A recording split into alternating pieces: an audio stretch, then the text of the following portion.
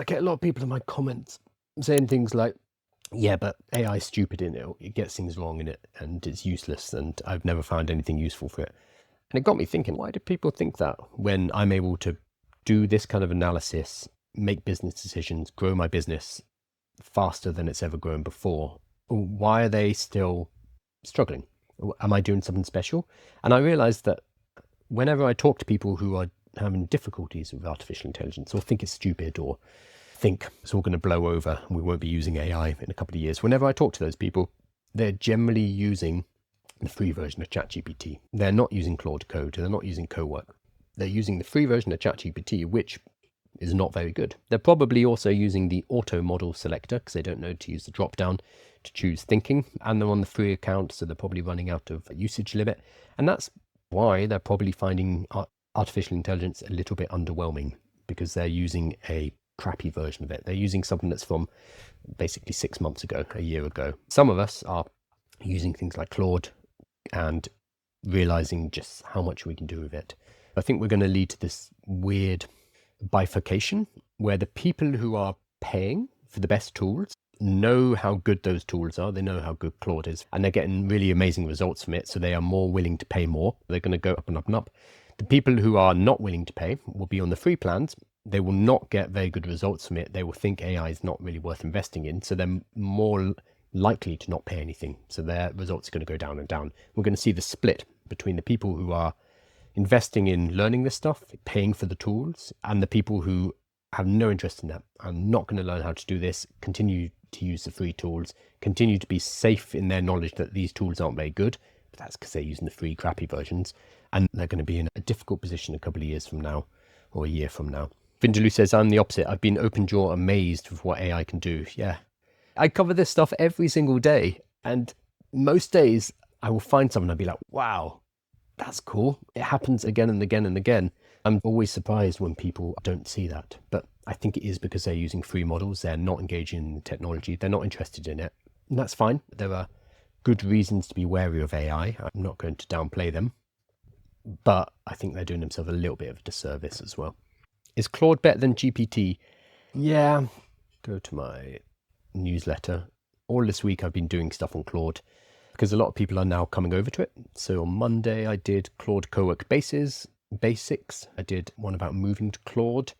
So how you transitioned from ChatGPT over to Claude. I did one yesterday on Claude Code. And this morning I'm talking about the new feature, which is the Claude visualizers. So as you can tell, I'm maybe a bit biased and I like Claude quite a lot. I've been using Claude for years. I think they're both good. They're good at different things. I personally use ChatGPT for life stuff.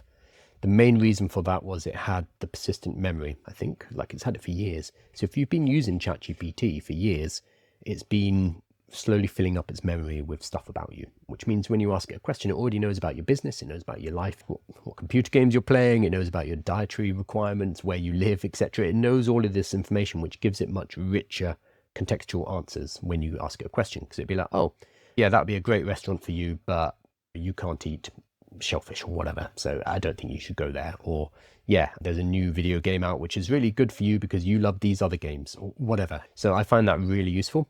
Claude only just added persistent memory 2 weeks ago.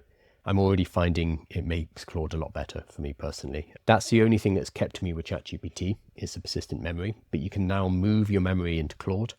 The other big problem with Claude is usage. I've seen a lot of people, oh, look at that, I reached a tool limit. Oh, okay, no, I didn't. I shouldn't, because this is actually connected to what I'm about to say. Claude is expensive. Claude is very token hungry because it is intelligent.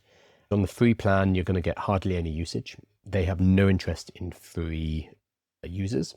So it's a very different business model. Anthropic wants a small number of highly paying users. So they have 40 million users, which is very small compared to ChatGPT's 900 million. Anthropic want a smaller user base, so they're not wasting resources on servers, but a small user base who are willing to pay. So the free version of Claude is crap. Like, you get very limited usage.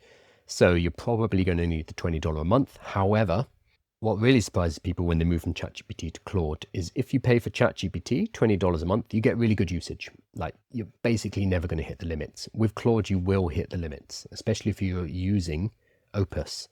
So Opus is the top model, followed by Sonnet, followed by Haiku. Normally I use Opus for absolutely everything. For some reason, this is in Sonnet. I don't remember putting it in Sonnet. But that comes as a huge surprise to people, that Claude will basically cut them off and say, that's your lot for today. There we go. It has put together a slide deck for me. It took a few minutes. So key findings, 4,000 new subscribers in the last 26 days.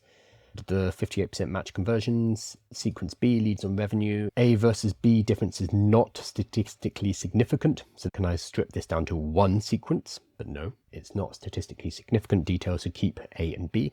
It's got 26 days of data, and it's got all of the information in a nice little slide deck. If I was running an agency, running this kind of work for a client, putting together this report might have been a whole day for me before. Pulling all this data, getting the data from the different servers, collating it, compiling it, and then turning it into a report, and then going and giving that report to the client. It might have taken me a day, or one of my staff members a day. That is no longer the case. As you saw, I did this while I was chatting to you, and this would be more than enough to go and present to a client. So if you're running a digital marketing agency, if you're running an advertising agency, if you're running any kind of agency where you're reporting to clients, this is important. You will probably need the $100 a month plan on Claude. That is a very small amount if you're running a business. That is an investment. I can't think of a better use of your money